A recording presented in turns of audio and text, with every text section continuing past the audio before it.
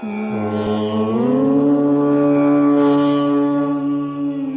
नमः वसुदेवसुतं देवं कंसचाणूरमर्दनं देवकी परमानन्दं कृष्णं वन्दे जगद्गुरुम्। ॐ श्री कामेश्वरी कामेश्वराभ्यां नमः। ॐ श्री पुरुषोत्तमाय नमः। समुपस्थित श्री गुरुदेव जी एवं सभी महादेव के भक्तगणों, श्री सत्यनारायण भगवान के भक्तगणों एवं सभी भक्तजन, आज हम श्री पुरुषोत्तम मास के चतुर्थ दिवस की कथा श्रवण करने जा रहे हैं।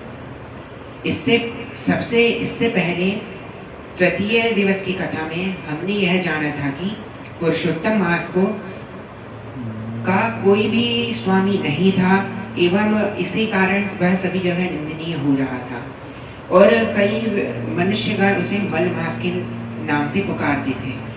उसका जगह जगह अपमान हो रहा था तथा वह अपमान की अग्नि में जलते हुए रुदन करते हुए श्री हरि के पास गया। इसके आगे की कथा आज हम श्रवण करने जा रहे हैं।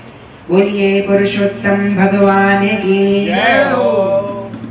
वैकुंठ लोक में भगवान की अनेक प्रकार की स्तुतियां और बारंबार नमस्कार करने के पश्चात अधिक मास ने भगवान से करबद्ध होकर निवेदन किया कि हे स्वामी, हे दयानिधे, मैं आपकी शरण में हूँ।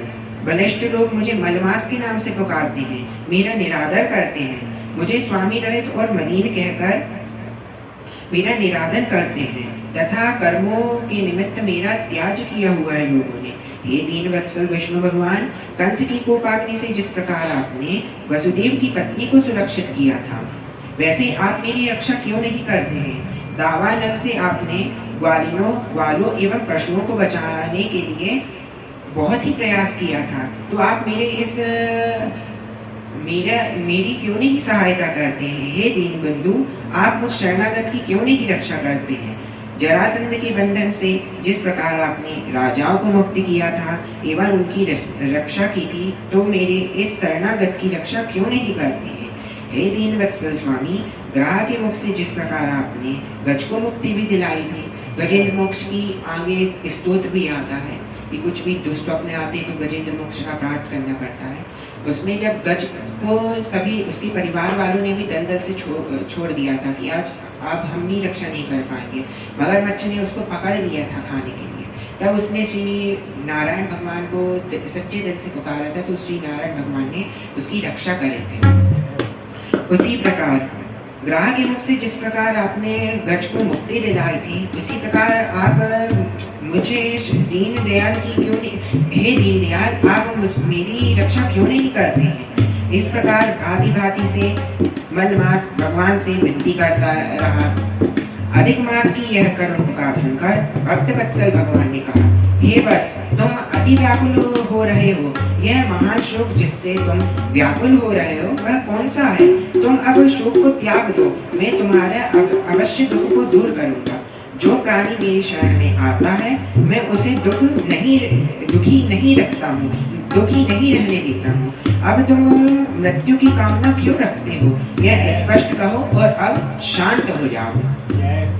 मलमास श्री विष्णु भगवान के सामने यह अपमान की अग्नि में जलते जलते मरने की प्रार्थना कर रहा था कि अब नहीं, अब मुझे तो मरना ही मरना है। तो भगवान श्री विष्णु कहते हैं, अब मेरे पास आके किसी को भी दुख नहीं रहता है, तो अब तुम दुख ना करो एवं मरने की पूरी इच्छा को त्याग दो।